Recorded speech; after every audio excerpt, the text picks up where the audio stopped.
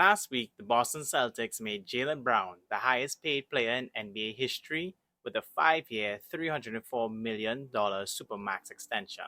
And while you're probably thinking, yo, that's a lot of money for Jaylen Brown, because it is, I do think that the Celtics backed themselves into a corner where they had no choice but to give him the Supermax. Brown has been a part of Boston ever since he was drafted there in 2016 and has developed into one of the best two-way wings, a two-time All-Star and a recent All-NBA team member. And while I would like to consider myself a prominent member of the Jaylen Brown hater fan club, I know he's a great player and he's been a key part of why the Celtics have been so successful over the last 6 years. He's a good scorer at all levels, an elite defender, and an all-around good person. But does that mean he deserves $60 million a year? With all of his positive and good attributes, Brown's lack of playmaking and inability to dribble or score with his left hand has prevented him from becoming a true superstar in the league, like his frontcourt mate Jayson Tatum. But that doesn't mean he's a bum. He's still an all-star and an extremely valuable player. But when you pay superstar money for a player that's not a superstar, there's always going to be backlash from the fans. Right, Tobias Harris? However, the fans do have a point, because now that means there's less money going towards other players to fill out the roster.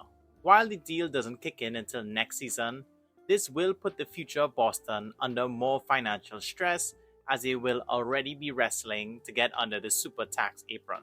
And with Tatum also up for a $338 million extension next offseason, the Celtics find themselves with a lot more questions than answers when it comes to total roster construction going forward. But the Celtics really didn't have much of a choice. Brown was set to be an unrestricted free agent next offseason and already dropped multiple hints that he wanted to leave Boston.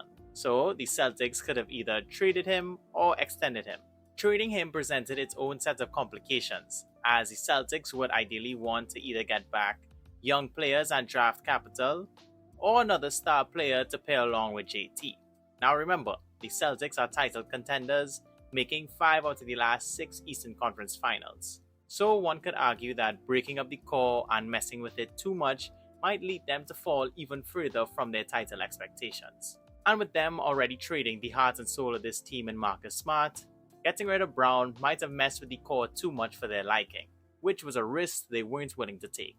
Oftentimes, when teams find success with a certain group of players, they try not to change the core players too much and usually prefer to run it back. I mean, just think about it. Most of the title contenders from the last 5 seasons to now usually still have their big 2 or 3 on the roster. It's usually the role players that change frequently. So despite one finals appearance and never getting over the hump, the Celtics, instead of listening to what the fans and the media have been saying for the past few years and breaking up the 2Js, instead decided to double down and recommit to the 2 for the long haul. And now it seems that the 2Js are stuck together for a long period of time, through sickness and through health. But at least he doesn't have a no trade clause. Only the top guys like Bradley Beal deserves those. In my opinion, I wouldn't have given Jaylen Brown that deal. But I'm not the Boston Celtics. They clearly wanted to sign him to the Supermax, and Brown in turn clearly wanted the Supermax. Trust me, I don't blame him. So it's a win-win for them. Even though I just talked about all the potential future problems that this deal presents, remember that winning changes everything. So I'm sure a championship or 2 won't really hurt Boston Celtics fans nor the organization when thinking about this Supermax. But what do you guys think of the deal? Do you think the Celtics should have traded Jaylen Brown? Let me know in the comments below. And until then, you guys have a great day, and I'll see you all next time.